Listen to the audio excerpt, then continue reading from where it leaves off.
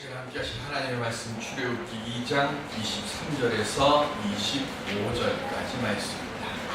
출애굽기 2장 23절에서 25절.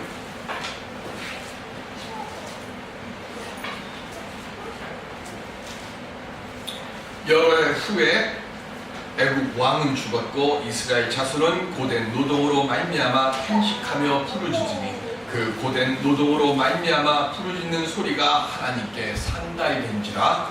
하나님이 그들의 성소리를 들으시고 하나님이 아브라함과 이삭과 야곱에게 주신 그의 언약을 기억하사 하나님이 이스라엘 자손을 돌보셨고 하나님이 그들을 기억하셨더라. 아멘.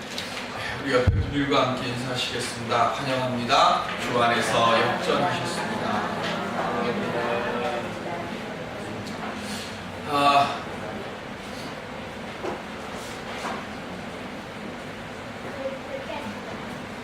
다른 건 배워서 뭔가 좀 할 수 있는데 아무리 배워도 못하는 게 몇 개가 있는데 그 중에 하나가 요리인 것 같습니다. 그러니까 뭐 남들하고 다 똑같은 재료를 놓고 똑같은 시간에 맞춰서 뭐 컴퓨터에 보면 요즘은 레시피가 다 나오니까 똑같은 양을 놓고 똑같은 시간에 그래서 음식을 하는데 누구의 것은 정말 감칠맛 나고 맛있는데 누구 거는 이게 도대체 어느 나라 맛인지 모르는 그런 음식을 만든다. 아무리 노력을 해도 음식이 발전하지 못하는 한 아내가 있었습니다. 그래서 나중에는 어떻게 하는가 하면 온 식구들이 답을 냈습니다. 당신이 만드는 음식은 우리가 도저히 먹을 수가 없으니까 우리 그냥 하루에 한 끼만이라도 좀 편하게 먹읍시다. 그래서 주문을 해서 매일 저녁은 늘 그렇게 먹는 한 가정이에요. 근데 이 아내가 성탄절을 맞이해서 자기가 이번에는 틀림없이 우리 온 식구들이 맛있게 먹을 수 있는 음식을 내가 대접을 하겠다고. 그래서 부엌에서 음식을 만들기 시작을 합니다.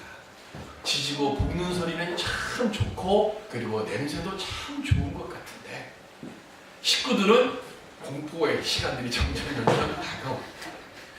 또 저번 이번에는 또 무슨 맛을 우리에게 먹일까? 불안하고 염려하고 초조의 시간이 막 지나가고 드디어 음식 준비가 다 끝난 것 같아요. 불을 다 끄는 소리가 들립니다. 그리고는 아내가 저벅저벅 오는데 이게 무슨 저승사자 발걸음 같은 소리로 아내가 탁. 그리고는 남편과 애들에게 한마디 합니다. 근데 이게 구원의 천국의 종소리가 들립니다. 만약에 내가 음식을 만들어서 가지고 왔는데 도저히 먹을 수 없을 것 같으면 맛이 짜네, 시네, 다네, 맵네 말하지 말고 우리 조용히 밖에 나가서 음식 사 먹읍시다. 그리고는 아내가 식당에 부엌에 들어가갖고 드디어 정성껏 준비한 음식을 딱 가지고 와서 식탁에 차리려고 음식을 딱 들고 왔어요. 그런데 아내가 음식을 가지고 들어오는 그 순간 아내가 딱 본 게 뭐냐면 우리 지금 왕성의 집사님처럼 스카프 다 두르고 외투 딱 입고 그리고 아내의 음식을 딱 맞이하는 준비를 합니다. 왜 그럴까요? 안 봐도 비대요다. 그치?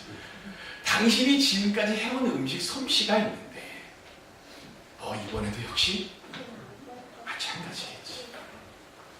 그러니까 먹어볼 필요도 없는 거니까 딱 갖다 놓고 괜히 그거 하지 말고 우리 나갈 준비 다 됐으니까 당신도 빨리 나갈 준비합시다. 우리가 기대하는 것, 우리가 소망하는 것, 그 모습 속에서 우리의 다음 행동이 나오게 되죠. 지금까지 충분히 경험했던 일들에서 우리는 크게 벗어나지를 못합니다. 애들이 무언가 얘기를 하면 부모님들이 하는 얘기가 있잖아요. 야, 지금부터라도 잘해. 나 뭐 할 거야 그러면 하는 말이 너 지금까지 해온 꼴이 그런데 네가 뭐 되겠니? 지금부터라도 잘해. 너나 잘하세요. 그 소리 하지 않습니까? 어쩌면 저나 여러분들이나 다 제 주변에 있는 사람들에게 이야기를 하려고 하면 어쩌면 너나 잘해요. 그 소리 그렇게 들으며 삶을 살아왔을지 모릅니다. 그런데 우리가 오늘 이 자리에 나온 이유는 하나님, 예수님은 지금까지는 못했지만 그러나 지금 이 순간 우리의 삶을 확 바꿔놓으신 예수님은 뒤집기의 명수이기 때문에 우리는 그 주님을 믿기 때문에 이 자리에 나온 줄로 믿습니다. 씨름 기술 중에 여러 가지가 있지만 가장 멋있는 게 뭡니까? 백수 배 밑으로 쑥 들어가고 확 무릎 꿇으면서 탁 뒤로 뒤집으면 아니야? 팍 뒤집어지면 넘어지는 사람 위에 이 넘기는 사람 탁 눕는 그 모습 보면 자리에서 탁 박차고 일어나고 싶지 않습니까? 우리 주님은 우리 인생을 그렇게 뒤집으라고 우리 예수님도 인생 한판 멋지게 뒤집으셨잖아요. 언제요?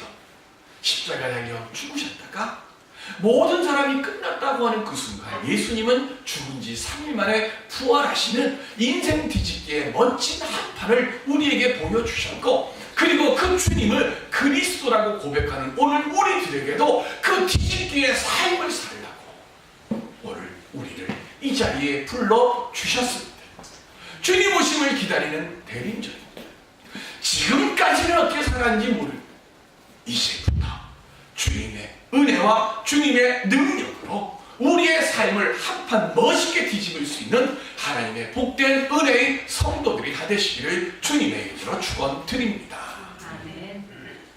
그럼 어떻게 우리가 그 인생 한판 멋있는 뒤집기를 할 수 있을까요? 저는 오늘 출애굽기 2장의 말씀을 통해서 그 은혜를 함께 살펴보고자 합니다. 야곱은 그의 자손들 70명과 함께 애굽 땅으로 갔습니다. 애굽 땅에 간 이유는 하나입니다. 배고파서 갔습니다. 먹을 것 때문에 갔는데 하나님께서는 그 자리에 누구를 먼저 보내셨는가 하면 요셉을 먼저 보내셨습니다. 요셉은 온갖 죽을 고생 다 하고요. 그리고는 총리가 돼 있었습니다. 떵떵거리는 그 자리에 있었습니다. 그곳에 이제 야곱과 후손들이 갔어요. 야곱과 후손들이 가니까 먹을 것만 해결된 게 아니라 고센이라고 하는 땅까지 얻었습니다. 그리고 요셉이 총리 대신이니까 요셉이 살아있는 그동안에는 어느 누구도 야곱과 그의 후손들을 건드릴 엄두를 내지 못합니다. 얼마나 기분이 좋습니까? 그런데 세월이 지나갑니다. 세월이 지나가면서 요셉을 기억하지 못하는 왕조가 들어서고 그때부터 이스라엘 사람들이 고난을 당하기 시작합니다. 우리가 기억해야 할 것은 이스라엘 백성들은 풍요로운 그 야곱, 애굽의 땅에 머물러 있으면 안 되는 사람들입니다. 이스라엘 백성들이 있어야 할 땅은 어디입니까? 애굽보다는 척박하지만 애굽보다는 살기 어렵지만 그래도 하나님께서 아브라함에게 주시겠다고 약속하신 땅, 가나안 땅이 있어요. 그런데 풍요롭고 대접받으니까 그곳에 갔습니다. 그러면 그 배고픔을 해결을 했고 그리고 그곳에서 무언가 살 길을 찾았으면 다시금 어디로 가야 됩니까? 자기의 있어야 할 곳으로 가야 됩니다. 그곳에 가지를 못했어요. 왜요? 여기가 좋으니까요. 그러다가 시련이 옵니다. 어려움이 옵니다. 그러면 그때라도 빨리 정신 차리고 우리가 가야 할 땅으로 가야 되는데 그 풍요롭고 넉넉한 땅에 오래 있다 보니까 무엇까지 잊어버렸는가 하면 하나님까지도 잊어버렸습니다. 예수 믿는 우리들의 삶도 마찬가지입니다. 교회 오면 헌금하고 봉사하라고 그러고 뭐 예배 시간에 늦지 말라 그러고 주일날 열심히 나오라고 그러고 주일만 오면 안 됩니다. 새벽도 오셔야 됩니다. 수요일도 오셔야 됩니다. 금요일도 오셔야 됩니다. 기도하세요. 성경 읽으세요. 뭐 이렇게 하라고 하는 건 많은지. 그런데 밖에 보니까 기도도 안 해도 되고 일요일날 늦잠 자도 누가 뭐라 그러지도 않고 봉사 안 한다고 누가 뭐라 그러지도 않고 마음이 편안한 거예요. 마음이 편안하다 보니까 점점 뭐가 됩니까? 마음이 느슨해지고 마음이 느슨해지다 보니까 거기에 하나님이 계시던 자리에 세상의 온갖 것들로 가득 차버립니다. 그러다 보면 내가 처음에 한 주 교회에 빠졌을 때는 뭔가 마음이 이상합니다. 2주 빠지면 큰일 날 것 같습니다. 근데 한 달이 지나도 아무 일이 안 일어나요. 그러다 보면 그 마음속에 하나님에 대한 경외함도 함께 잊어버립니다. 그러다가 세상에서 어려운 일을 당합니다. 우리 늘 얘기하는 거죠. 하나님의 자녀들은 하나님께서 그 자리를 언제까지나 떠나 있게 하시지 않습니다. 그래서 너무 세게 맞기 전에 돌아오라고 말하지 않습니다. 내가 있어야 할 자리는 어디입니까? 하나님은 내가 있어야 할 자리로 오도록 우리를 부르세요. 아프고 힘들고 넘어지고 끼어질 때 그때 우리가 해야 할 것이 뭡니까? 하나님을 바라보고 하나님께로 돌아오려고 하고 그리고 하나님께 간구해야 하는 겁니다. 그런데 이게 쉽게 되지를 않습니다. 이스라엘 백성도 역시 마찬가지입니다. 왕조가 바뀌었습니다. 요셉이 누군지를 모르는 왕이 이방인들을 학대하기 시작합니다. 그 중에서도 특별히 이스라엘 백성들에게 학대를 더 심하게. 왜? 이들이 수가 많았고 이들이 일도 잘하고 힘이 강했어요. 그래서 저들을 그냥 두면 안 되겠다고 해서 노역과 그리고 가진 고난을 더 심하게 합니다. 그런데 그럴수록 숫자가 더 늘어나요. 그러니까 바로가 무슨 명령을 내립니까? 산파들에게 가서 아들이 나면 그 자리에서 죽여버리라 그럽니다. 그 자리에서 죽이라고 하는데요, 힘듭니다, 괴롭습니다, 아픕니다. 그런데 성경에 보시면 출애굽기 1장에는요 그냥 고난이 심하더라, 고역이 심하더라, 힘들더라, 아이들이 죽더라 이 얘기만 나와요. 뭐가 빠졌는가 하면 부르짖더라고 하는 얘기가 없습니다.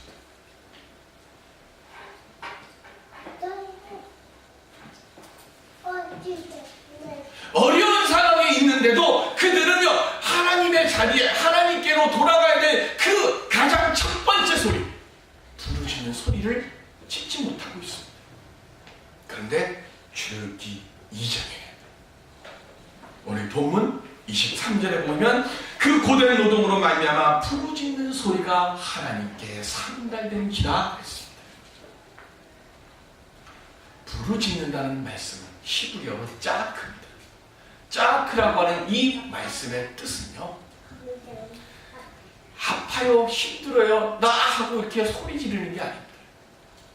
내가 할 수 있는 것이 아무것도 없습니다. 도움을 받을 방법도 없고 사람도 없고 길도 없습니다. 그냥 도움만 끝나는 게 아닙니다. 내가 그것 때문에 내 목숨이 위태로운 상황까지 갔어요.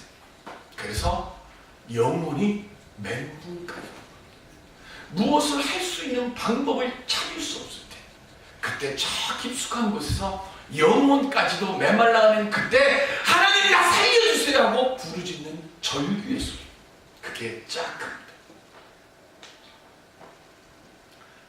어려워요, 힘들어요, 아파요, 아기가 태어나자마자 아들이 죽었어요. 그때까지는 이스라엘 백성들이 그냥 소리를 내는데 이거는 내 소리입니다. 내 괴로움과 내 힘겨움의 소리, 하나님의 마음을 움직이는 부르짖는 소리가 아니었어요. 그런데 출애굽기 2장에는 지금 하나님의 마음을 움직이는 영혼의 절규의 소리가 나옵니다. 그 부르짖음을 지금 하나님께 드렸어요. 하나님께서는요 오늘 우리에게 말씀하신다. 너희가 내게 부르짖을 때 나는 너희의 부르짖음을 외면치 않겠다고 말씀하셨어요. 사면 초가의 상황에 놓여 있을 때, 막다른 길에 부딪힐 때, 내가 할 수 있는 것이 아무것도 없을 때, 그때 하나님께서 우리로 하여금 부르짖지 마. 왜요? 민수기 20장 16절에 보시면 우리가 여호와께 부르짖었더니 우리 소리를 들으시고 천사를 보내사 우리를 애굽에서 인도하여 내셨나이다. 이제 우리가 당신의 변방 모퉁이 한 성읍 가데스에 있사오니 아멘. 하나님께 부르짖을 때 하나님께서는요, 천사를 보내시는 한이 있더라도 하나님의 자녀들의 부르짖음을 외면하지 아니하시고 그들로 하여금 살 길을 열어 주신다는 약속의 말씀이에요. 그렇기 때문에 우리가 하나님을 떠나 있을 때, 그래서 어렵고 신경을 당할 때 제일 먼저 기억해야 할 것, 영혼의 울부짖는 부르짖음의 소리를 하나님 앞에서 회복할 수 있는 심령이 되어질 때, 그때 하나님께서 우리를 위하여 예비해 놓으신 은혜의 큰 첫 시작을 우리를 향하여 시작하시는 줄로 믿습니다. 우리가 기도할 때요, 우연의 일치 같은 일들이 많이 일어납니다. 왜요? 하나님의 자녀들이 부르짖을 때, 그때 하나님께서 세상이 알지 못하는 놀라운 일들을 우리를 위하여 준비하고 계시기 때문에 그렇습니다. 백성들이 부르짖었습니다. 백성들이 그 부르짖는 소리를, 그 고통의 소리를 하나님께서 들어주시고 무엇하셨습니까? 24절에 보시면 하나님이 그들의 고통소리를 들으시고 하나님이 아브라함과 이삭과 야곱에게 세운 그의 언약을 무엇했다고요? 기억하사. 우리가 부르짖을 때 하나님께서 기억하시고, 뭘 기억하실까요? 창세기 15장 13절로 14절에 보시면 시작. 여호와께서 아브라함에게 이르시되 너는 반드시 알라. 내 자손이 이방에서 갱이 되어 그들을 섬기겠고 그들은 400년 동안 내 자손을 괴롭히니 그들이 섬기는 나를 내가 징벌할지며 그 후에 내 자손이 큰 재물을 이끌고 나오리라. 아멘. 부르짖을 때, 나는 지금 아무것도 가진 것이 없어요. 아무것도 가진 것이 없어서 하나님께 지금 부르짖었어요. 하나님께 부르짖었더니 하나님이 뭐라고 해요? 아무것도 없는데 기억하시고 큰 재물을 가지고 그 고난의 자리, 고통의 자리에서, 울부짖는 자리에서 나올 수 있도록 하나님께서 우리에게 응답하여 주신다고 하십니다. 물질의 재물만이 아니라 지혜의 풍성함, 육신의 이 질병을 이길 수 있는 강건함의 풍성함을 이 시간 하나님께 온전히 부르짖고, 그래서 하나님의 기억하심을 통해 우리가 선물로 얻을 수 있는 오늘 우리 모두가 되어질 수 있기를 주의 이름으로 축원드립니다. 우리 하나님은 절대로 우리와 약속하신 것 잊어버리시는 분이 아닙니다. 다 기억하세요. 고난은 없어질 수 없습니다. 피할 수도 없습니다. 그리고 언제 어떤 모습으로 어떻게 우리에게 올지도 알지 못합니다. 그러나 분명한 것은 하나님께서는 고난의 자리에 있는 하나님의 자녀들에게 변하지 않는 약속을 하나 주셨습니다. 그 약속이 뭡니까? 요한복음 14장 14절에 예수님께서 이렇게 말씀하십니다. 시작. 내 이름으로 무엇이든지 내게 구하면 내가 행하리라. 아멘. 독일의 속담에 보면 이런 말이 있습니다. 기도하기 위해 손을 모으면 하나님께서 복을 주시기 위해 손을 펴신다. 내가 하나님께 연약함 때문에, 부족함 때문에, 모자람 때문에 하나님께 기도하기 위해서 손을 모으면, 내가 눈물을 쏟으면 하나님은 나를 지켜주시기 위해서 축복의 손을 여시고 축복의 문을 여시고, 그리고 은혜의 그릇을 우리 앞에 예비하여 주십니다. 하나님은 우리 인생의 보호자로 언제나 항상 대기 상태로 계십니다. 그래서 기억하셨습니다. 마지막 세 번째 동사가 25절에 이렇게 말씀합니다. 하나님이 이스라엘 자손을 돌보셨고 하나님이 그들을 기억하셨다. 부르짖었더니 기억하셨고, 기억하신 것으로 끝난 게 아니라 마지막 세 번째로 뭐 하셨다고요? 돌보셨더라 그랬습니다. 속사정을 아시고 돌아보신다는 거예요. 자세히 다양하고도 그리고 아주 섬세하게 오늘 우리가 있어야 할 모든 것들을 살펴주신다는 겁니다. 내가 억울한 상황과 처지에 있을수록 하나님은 더욱더 자상한 모습으로 우리를 살펴보고 계십니다. 고통으로 가슴 치며 가슴 아프게 신음하며 하나님께 부르짖을 때 하나님은 내 신음 소리를 듣고 계세요. 내 쓰라린 눈물과 상한 심령의 신음소리에 귀를 기울이시고 오늘 나를 기다리고 계시는 우리 하나님 앞에 결단하고 진실된 모습으로 살 수 있는 우리 모두가 되시기를 주님의 이름으로 축원드립니다. 대림절 둘째 주입니다. 세례 요한이 예수님이 첫 일성이 회개하라 천국이 가까웠답니다. 기원전 2세기경부터 이스라엘 사람들 사이에는 곧 종말이 온다는 종말 사상이 쫙 퍼졌습니다.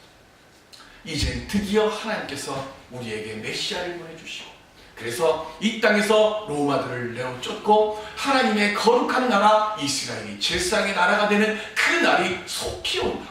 그래서 막 메시아에 대한 기대감이 막 올라갈 때 그때 세례 요한이 등장합니다. 그리고 세례 요한이 구원의 조건으로 두 가지를 말합니다. 첫 번째가 회개고 두 번째가 세례입니다. 그 세례 요한에게 세례를 받으려고 사람들이 나옵니다. 그때 세례 요한이 이렇게 말합니다. 마태복음 3장 7절로 8절의 말씀입니다. 시작. 요한이 많은 바리새인들과 사두개인들이 세례 베푸는 대로 오는 것을 보고 이르되 독사의 자식들아 누가 너희를 가르쳐 임박한 진노를 피하라 하더냐. 그러므로 회개에 합당한 열매를 맺고 아멘. 그리고 9절에는 이어서 이렇게 말해요. 너희 속에 내가 아브라함의 후손들인데 아브라함의 후손인 우리가 구원의 자리에 있지 않겠느냐? 세례 요한은 분명히 말합니다. 회개치 않고 세례를 받으면 하나님의 진노의 칼이 너희에게서 비껴나가지 않는다. 회개 없이 아브라함의 자손이라고 구원받을 줄 생각하지 말라고 했습니다. 예수님도 첫 일성이 회개하라. 고난은 예로부터 지금까지 항상 있었습니다. 아들이 태어나자마자 죽는 상황에 있었을 때에도 이스라엘 백성들은 하나님을 기억하지 못했기 때문에 하나님께 부르짖지를 못했어요. 우리 마당에 감나무가 있습니다.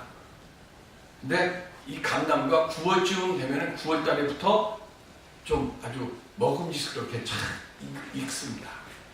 그래서 먹음직스럽다 싶어서 그 감을 따가지고 한 입 딱 깨어 물면 떨죠. 떨궈서 못 먹습니다. 모양은 똑같은 감인데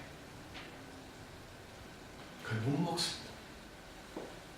신앙생활을 하다 보면 우리는 풋사과처럼 감처럼 모양은 갖췄어요.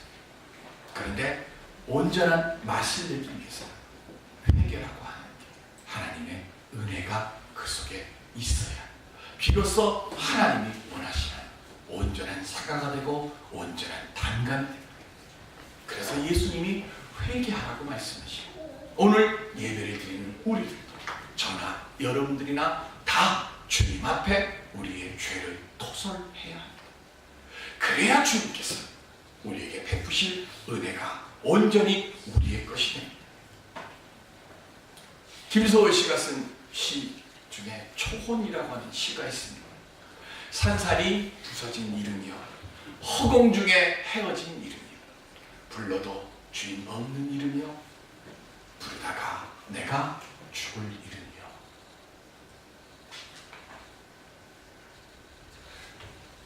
어렸을 때는 이 부르다가 내가 죽을 이름이여 이게 참 좋아가지고 막 했었고요. 이게 초혼이라고 하는 노래도 있습니다. 인터넷에서 초혼 치면 장윤정이 초혼만 나와요. 근데 원래 김소희 씨의 초혼도 가곡이 있어요. 부르다가 내가 죽을 이렇게 나오는 아주 절규하는. 근데 요즘 나이 먹어서 초혼이라고 하는 시 중에 가장 가슴속에 막 꽂히는 어구가 하나 있습니다. 중간쯤에 보면 심중에 남아있는 말 한마디, 끝끝내 마저 하지 못하였구나. 초혼이라고 하는 건 장례식 때요, 마지막으로 망자의 이름을 3번 부르는 겁니다.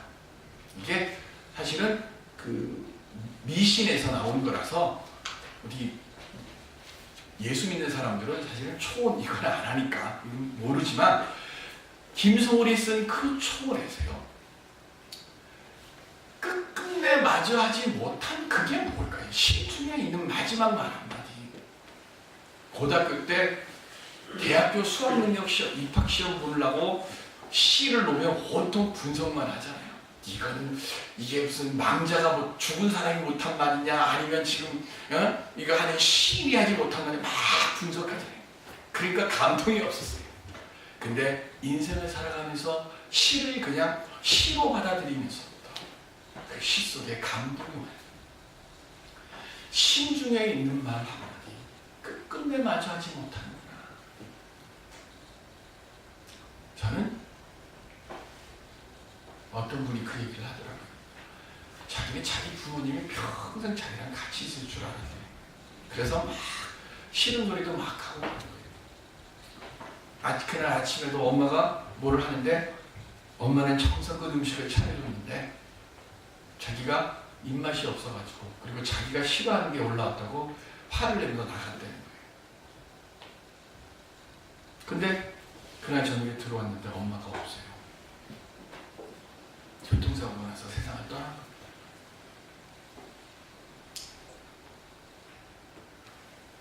그 앞에 가서 이야기를 하는데, 이 얘기, 오늘 아침이 엄마하고 마지막일 줄 알았으면 엄마에게 예쁜 말, 좋은 말, 사랑한다는 말 했을 것 같은데,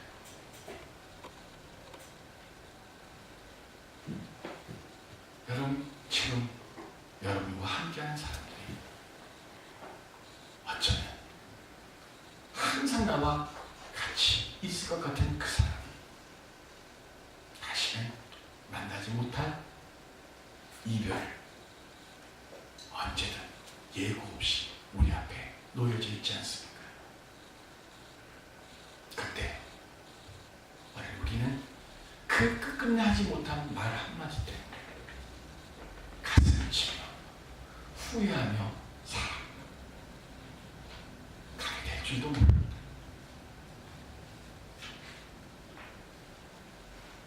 사랑하십니까? 우리 주님을, 우리 하나님을 사랑하십니까? 주님이 원하시는 말씀이 뭡니까?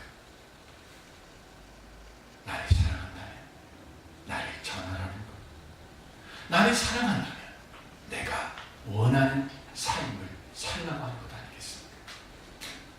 대림절 둘째 주간, 하나님은 우리를 위해서 멋있는 인생 역전의 한 판의 드라마를 우리를 위해서 준비하고 계십니다. 그 하나님이 예배해 놓으신 그 인생 극장에 조연이 아니라 주연으로서 오늘 우리가 그 뒤집는 하나님의 거룩한 은혜의 선수들이 다 되시길 바랍니다. 가슴 속에 남겨있는 안타까운 말들, 우리가 해결치 못하고 깨닫지 못해서 바르게 부르짖지 못해서 하나님이 우리를 위하여 준비해 놓으신 그 멋진 한 판을 놓쳐버리고 땅을 치며 후회하는 자리에 있는 우리가 아니라, 하나님이 주시는 그 인생의 멋진 역전 승을 만들 수 있는 하나님의 거룩하고 지혜롭고 복된 부르짖음과 기억하심과 돌보심의 그 은혜의 축복된 자리에 머무르고 하나님의 그 은혜를 힘있게 전할 수 있는, 그리고 자랑할 수 있는 우리 모두가 될 수 있기를 주님의 이름으로 축원드립니다. 기도하겠습니다.